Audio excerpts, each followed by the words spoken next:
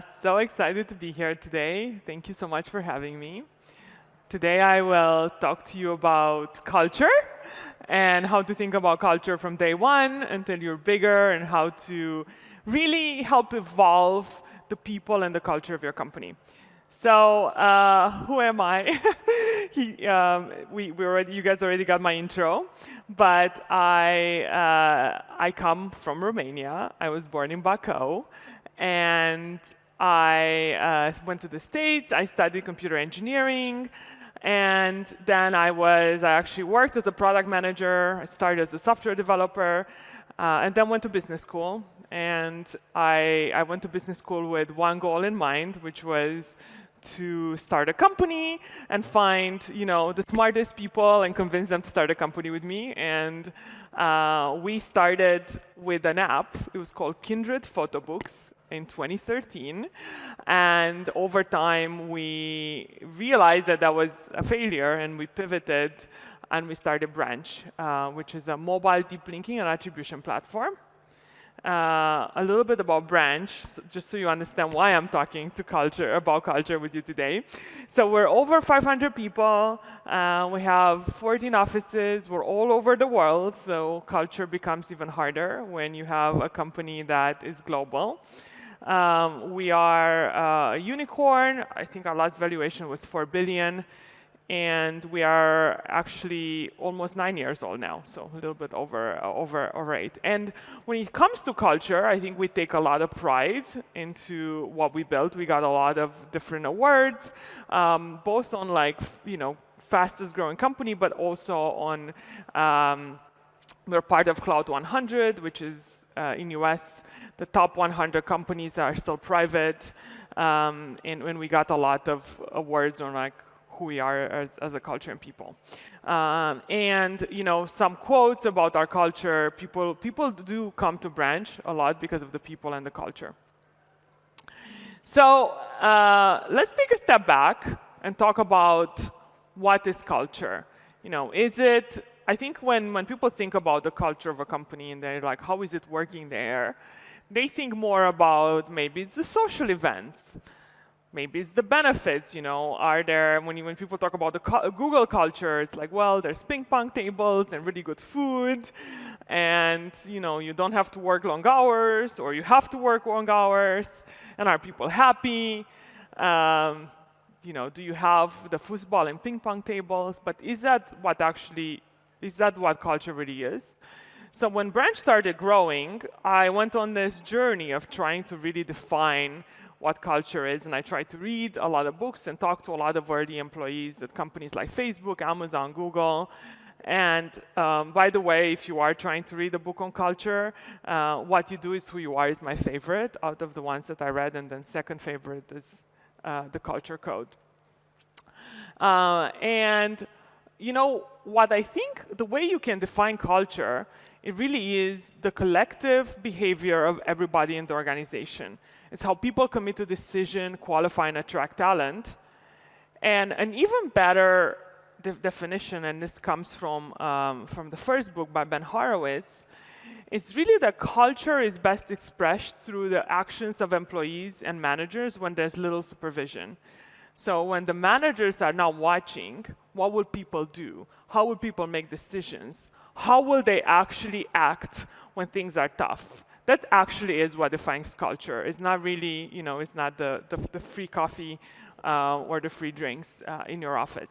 And how can you, every founder's dream is when they're not around for people to behave in the right way and behave how they would behave. So how can you actually define this? And how can you build a culture where you're proud of and you know that people will make the right decisions without you? You can actually define it, right? You think that culture is just bringing people together and however they interact is your culture, but actually you can be extremely intentional about it. I think it's very similar to programming.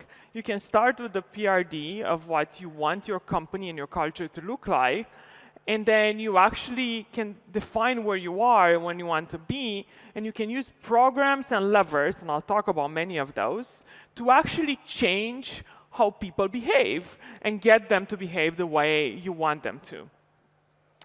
So I have 3 lessons, and I'll walk you through it. The second one is very meaty. But I think the first one, and I think hopefully it's relevant for you here, especially if you're in earlier companies. The biggest lesson is to start early and keep iterating. I meet companies, and most of my friends are founders. And sometimes I will talk to people, and their companies are 100 people. And they're like, oh my God, we need to define our values, and it's so hard. I mean, the bigger you are, the harder it is to define and change. And the willingness to change is much, much higher when you're earlier in a company. So if you're starting something, and you might think, oh, culture doesn't really matter, like we're going to focus on product market fit and all these other things. Actually, culture does matter. If you go and define who you want to be at the very, very beginning, then it's easier to hire the right people and continue growing. So don't wait until, don't put culture last. I think one good analogy, I think it was in one of the books I read, is imagine your company is an athlete. Culture is like the nutrition of the athlete.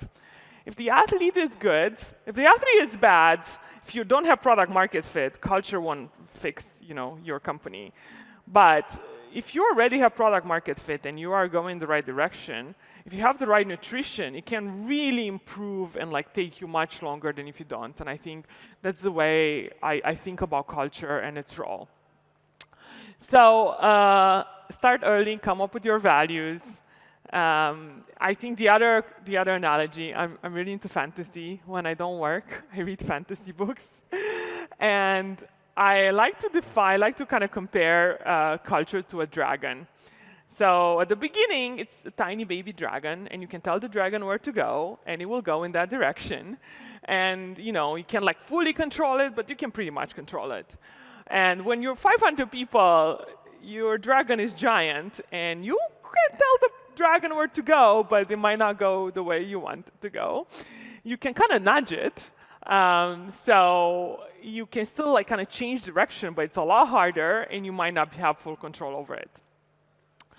So the other thing that I think is extremely important is to not assume that you know what the culture of the company is. So every few years a branch, I was kind of the culture person, even though I led marketing, I also led our culture. Every few years I would go and interview people and try to understand what is the culture now and how can we describe it. And it wasn't always what we thought it would be. So this is a survey I did, I think 3 years ago, where I went and interviewed, I think it was something like 70 people in the company, and I asked them very open-ended questions like, how would you define our culture? If you are still a branch and you stayed here, why did you stay? If you left and came back, we had a bunch of boomerangs. Why did you come back? And then I took all those answers and categorized them and tried to understand what made us different. And then I actually changed our values to be a lot more in line with what the company was right now versus what it was in the previous iteration. So, we talked about starting early, but once you've started, what are the actual levers, right? I told you I will tell you about the levers that you can change, and let me walk you through some of them. So I'll walk you through many of these, but there are actually a lot of levers you can use, from values, hiring, onboarding, shout-outs, celebrations. These are just some. I probably didn't capture all of them, but these are the ones that we use the branch to define our culture. The first one is values. Values are extremely important. And my co-founders, I still remember, they were like, oh, this is not that important. And I forced them all in a room, and I'm like, no, we're going to sit and write our values. And that first picture is we still have them somewhere. They're definitely not our values today, because it's kind of crazy to think that when you're 4 people in a room, you're going to know what the values will be when you're 500 people across 10 continents. But it's a beginning. And as we iterated to our values, I think we're iteration number 5 now, they changed, but they didn't change significantly. We still cared a lot about initiative and ownership, But things did change over time, right? We used to have execution as one of our values. And then we noticed that people would just go and do things, and they didn't always think about what they were doing. So then over time, we changed execution. We still really wanted the bias for action, but we wanted people to work on the things that matter. So we evolved execution to impact. We used to have, transparency as a value, because in the early days, you can be transparent about everything, and we see these group emails on every email, so everyone could see everything that was being sent in a company. Well, when you grow, it's hard to share everything. On one hand, there's some stuff that's confidential, and on the other hand, people would join and they would be CC'd on all, and they would get hundreds of emails, and they didn't know where to go. So we evolved transparency to communication, which is actually, thoughtful transparency. The other one, so let's say you come and you define your values. You remember that your values can change over time. But then how do you use the values, right? One of the really important parts, in some ways maybe the most important, is is hiring, right? If you hire the right people, and people who really fit into your culture, and you indoctrinate them at the very beginning, then they are actually going to help you maintain and scale that culture. So you can try. We tried at the beginning to be like, oh, let's ask questions about all our values. It's really hard with 8 values to ask, to make sure that every person in interview has all of them. So then we actually updated and evolved to take the values and turn them into 4 traits that we think exemplifies those 8 values, and we look for those 4 traits in people. And in our case, is people who are smart, driven, humble, and collaborative. And we feel that drive, humility, collaboration are actually things that kind of encompass all our other values into these 4 traits. I think one thing that's important is when you interview, to not always, and this is something I learned from the early days of Amazon, if you only have people in the team where someone is hired interview them, it's very hard to actually, a hiring manager really wants to fill a role, and their team really needs someone to help, and sometimes we just look for fit in terms of skills, and they'll kind of leave values aside. And then you'll sometimes have people who are good at their job, but they don't really fit with your culture, right? In our case, I remember we had a sales guy, and he was amazing. I think 50% of the revenue in those early days was closed by this dude. But he really wasn't, humility was not his thing. He was a jerk. And we had to let him go, and it was a very, very tough decision. And we went back and was like, where did we go wrong? Could we have seen this in hiring? So then we brought something in, which was, we call it a value interview, where we would have, initially was us, the founders, and over time we built this group of people who were, the culture representatives. And they had to, after someone went through a panel, they had to go and do this value interview. And they had veto power, and it really helped us. And they had to be from a different department. You couldn't have, if there was someone in marketing, I couldn't be the value interview for that because it was part of my team. So I could do value interviews for all the other teams. And that really helped us really, keep the bar high, and kind of actually continue to raise the bar of the quality of our team, not just in terms of skills, but also in fit with the company. The other one that I think is really interesting is this idea of onboarding. So, you've hired them, they came into your company, and what do you do now, right? What do you do next? How do you onboard them? And some of the things you can do here is really around, the swag that you send them, the books that you send them. When I started at Branch, I think I would say if you've read the mindset book, it talks a lot about a fixed and a growth mindset. And I think I had a very fixed mindset. in my brain, I was either very good at something or I wasn't good at something. And I had a very hard time with feedback. When people gave me feedback, I felt it like really impacted my ego. And my co-founder, Alex, our CEO, I think he was like a machine. It's like you give him feedback and it's input in and then he's going to change and it's like a better output. And when I read the book Mindset, I was like, wow, like I understand now. And if you grew up with a growth mindset, then it's, you get it. But if you had a fixed mindset, reading this book, I thought would really help people understand and actually really get our company, right? So we made sure that every person got this book. The other thing that I learned from Facebook was when people start, it's really good for them to hear the first few days should be about the vision and the company, right? So we started doing, when we had start classes every 2 weeks, we had us, the founders, we would do talks and tell people about the company. Alex did the talk about the vision, and my co-founder Mike talked about norms, and I talked about culture and people. And by us talking to the new employees and really explaining what our company was about, it helped kind of set that culture.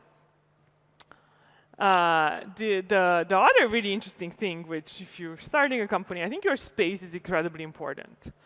And I had this thing in every office. I wanted to make sure that we didn't buy any art that didn't have meaning. Because you have a space, people see it every day, and yes, you want it to look good and you want it to be nice, but it's something where you can actually tell the stories of your company and continue enforcing the values and what you want to stand for. So, in our case, we had something about our customers. So one of those pictures there is a painting that I did that then we actually turned into, we took like logos of all our customers, our apps using us, and we did a photo mosaic. And we did this over time, so we have different paintings that turn into photo mosaics so people can see the breadth of our customers. And then the other painting, the Star Wars one, it was our first app that ever used brand, just called Vango. And it was an art app. And we all went, and I think we were 8 employees at the time, and we voted on a piece of art to buy. This was a piece of art, and now we have it in our office. And it represents how dedicated we are to providing good customer experiences.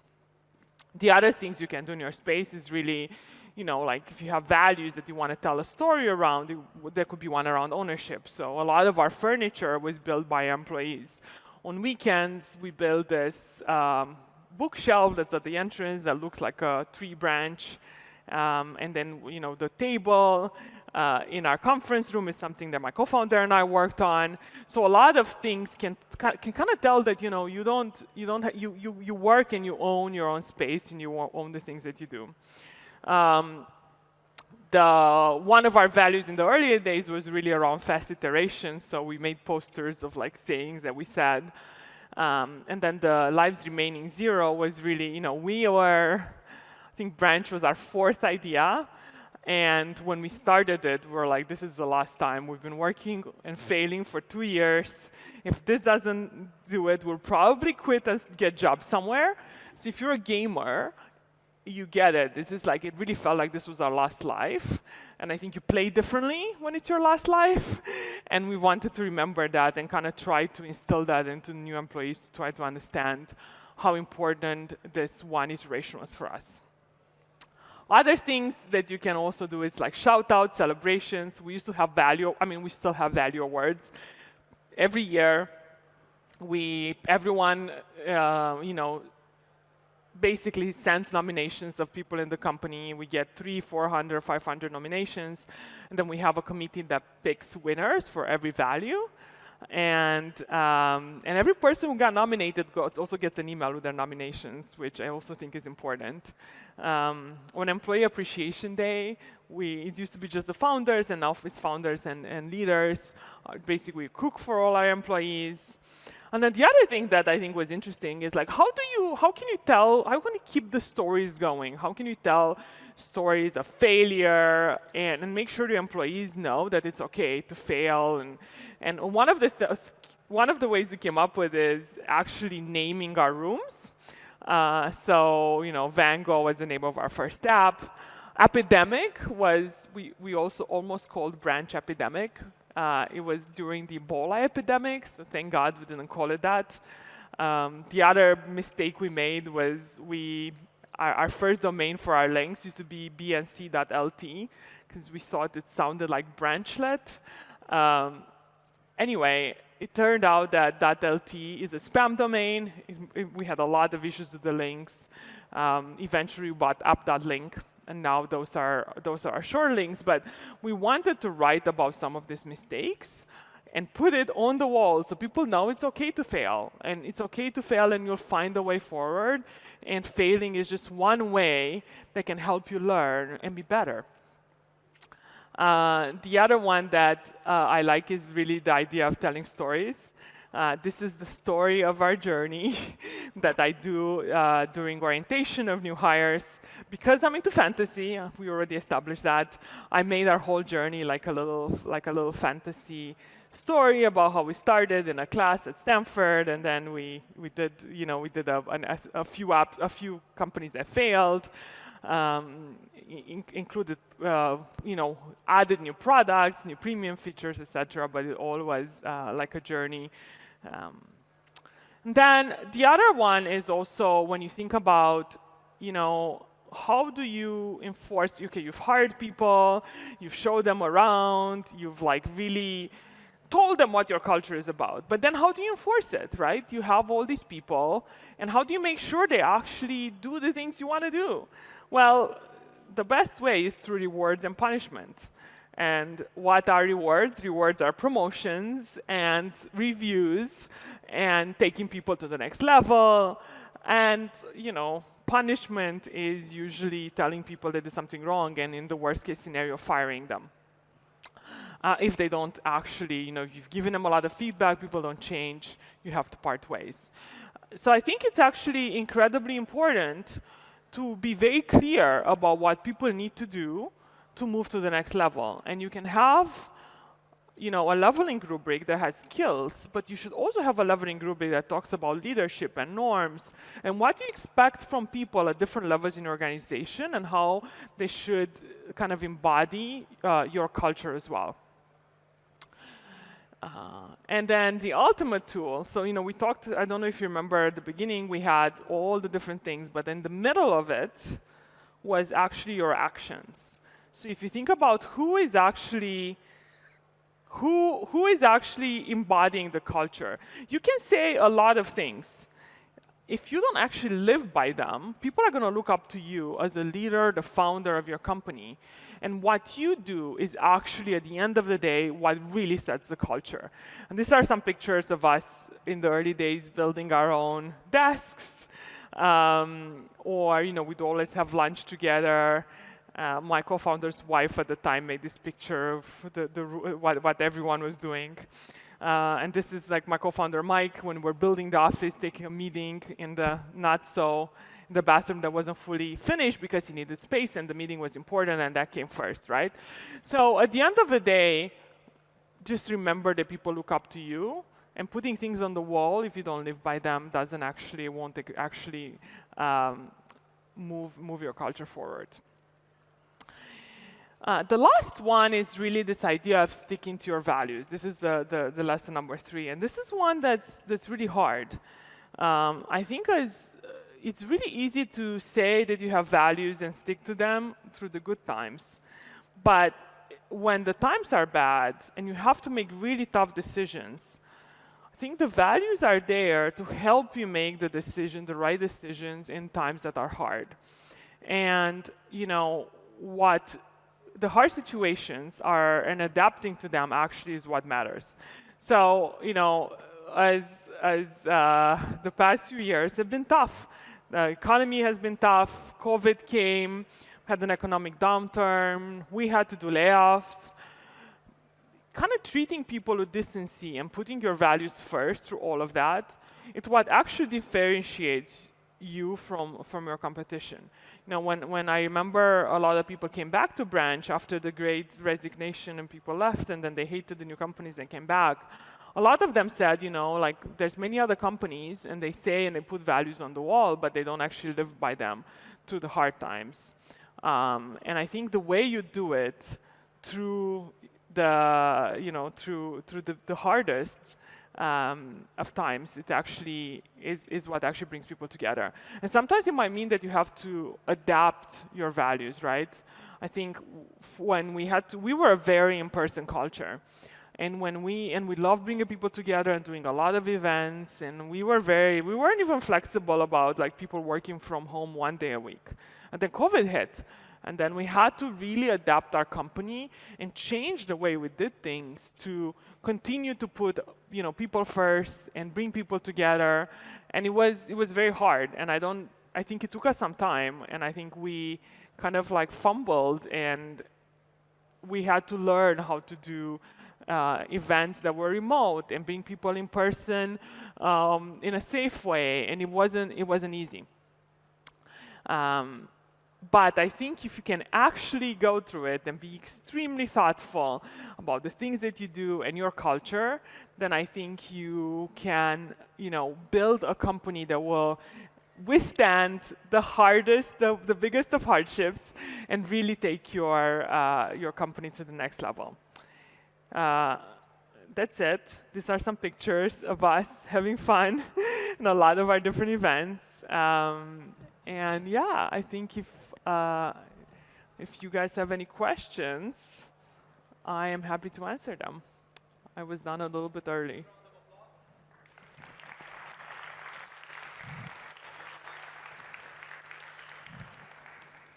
Working, let's see. Yes, we do have a question there. Do we have microphones? Perfect, thank you. Mada, hello. Andrei Hi. Kusuru from the Center for Youth International Studies. First of all, I loved your talk. You are awesome. Definitely want to connect with you and potentially even have you as an advisor on culture. But we'll talk about this. You are awesome. Really love the talk because I think culture is one of the hardest things to grow and to maintain and to retain. It is not tangible as building a product, right? So what we do, we are a Euro-Atlantic NGO at this point focusing on youth vulnerabilities. And one thing that was definitely hard was to communicate culture in a tangible manner. But one of the other issues we have now is retaining culture because people come and go. There are new people that are coming with different ideas, different value sets. And in a way, we adapt ourselves to the human capital that we have, but also to the changing times. So my question is more, how do we adapt to the shifting waves of society culture, of organizational culture, and also of retaining a standard of culture that can work for our strategic policies? Thank you so much. Yeah, what a great question. I think it's a very fine balance, right? I think as you think about growing an organization, you can actually be quite deliberate in who you hire. And you can try to maintain culture through hiring and through some of the things that I said earlier, through defining it, enforcing it, all those things help you maintain it. But I don't think you can fully control it. And there comes a point where if you're the steward, when I thought of myself as a steward of culture when we became really big, I felt it was my job to also describe the culture that was already there, even though it wasn't the exact culture. So when we went through one of our iterations of our values, a lot of it was asking people. So I did this survey, and I would ask people in person, on Slack, in a survey, what do you think we as founders and the leadership team value most in people?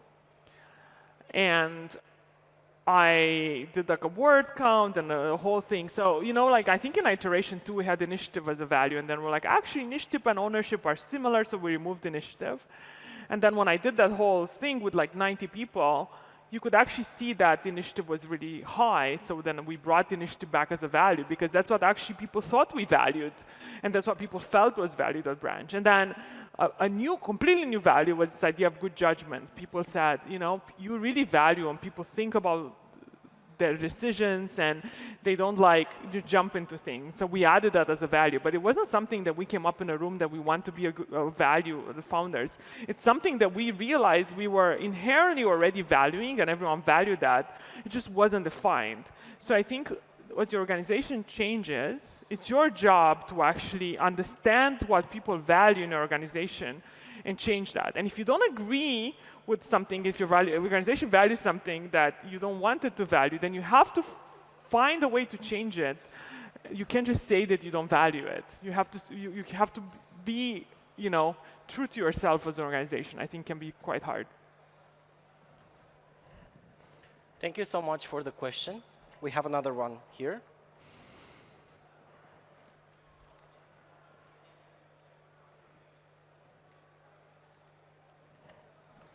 Good morning, Madalena. We started as a, let's say, remote first company. We're still small, we're growing.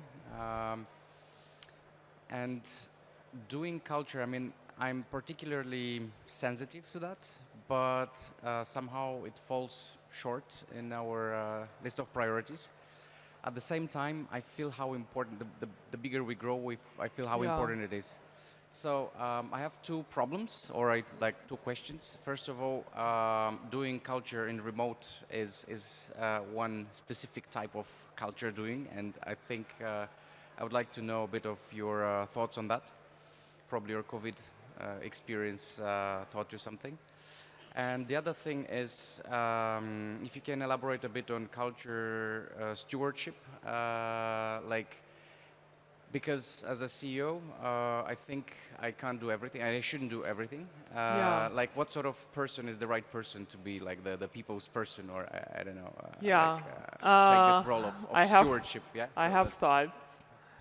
I think on the first question, I do think it's hard, but I also feel all the things I said, onboarding, hiring, doing all the levers actually work just as well, and we learned that they work. Like, we used to do value awards in person, and then we had to do it on virtually, but people still really appreciated it.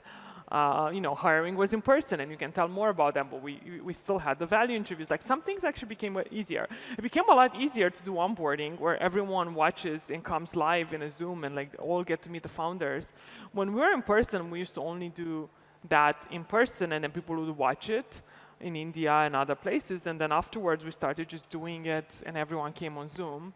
So in some ways, it's easier to have a coherent culture, especially if you go after different time zones. But I also agree it's hard, and I think it's extremely important to bring people in person. I think once people have come together and they've done, you've gotten them to be vulnerable and really know each other, their productivity grows, and I don't think they need to be together for the next 6 months, right? So I found that I've always been a big proponent of bringing people together and doing offsites that are not just like people working, but they're people getting to know each other and build bonds. So I do things like, if you really knew me, or we do something called predictive index, and everyone talks to their work style, and we have fun, and we try to come in as people and spend a lot of that time together building the bonds and focus less on work, because work can also kind of happen remotely, but building those relationships. And when someone is comfortable with someone else, they're so much more likely to ask a question, make a mistake, and it's very important. It's very hard to build that connection if people only meet over Zoom. On your second question, okay, sorry, what was the second question? I got distracted.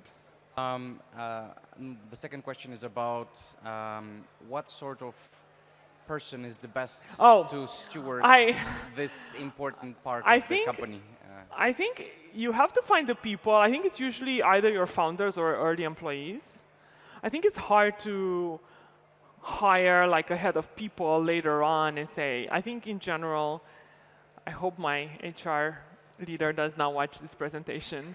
But I think it's harder for HR people to they think so much about what things can go wrong with people, and they are very much trained to make sure there's no risks and no one can sue the company, and So I think they sometimes have a harder time thinking about what really matters. They can be a really great person to work with a founder or a CEO or someone who really cares about culture. But I think, when I think about other companies and when I ask who was your steward of your culture, it's not always the CEO. Like, I remember, I think it was Airbnb or something. It was like their office manager. It was one of the early employees. She loved the company. So I think it can be someone who is very passionate about people and the company, and it can be in any role, right? Like my official duties and I managed was the marketing team, but because I was so passionate about culture, I became the steward of that. It doesn't have to be a founder, but it has to be someone who's there from the early days. Hope that helps. Thank you so much. Let's see. Are there any other questions? Yes, one. And I think this will be the last one before the break. Thank you. Hi, Mada, Claudia. I'm not the founder. I'm an engineering manager with Adobe. And it was not curious, but surprised me that you had 8 values. So you've chosen 8 values for your culture. Aren't too much? Yeah. Isn't it too hard to find people who would fit those 8 values? Yeah, I mean, we felt it was important. It was very hard to cut them. It was like, we care about all these things. But we did say, when we looked for people, we realized it was hard to find people. That's why we came up with the 4 traits. And we felt people who had the 4 traits were more likely to actually live up to the values. Like someone who has drive usually will have ownership and initiative, and make good decisions and stuff. So I agree with you.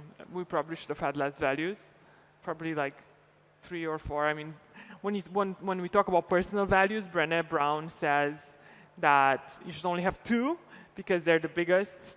And mine are authenticity and creativity, but I have others, and I think in a company, to be able to describe what we care for, we felt like more was better.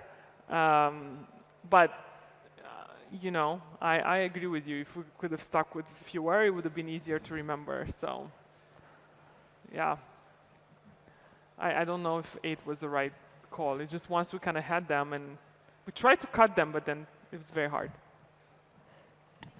It's right for you, so it fits for you, for your company. Yeah.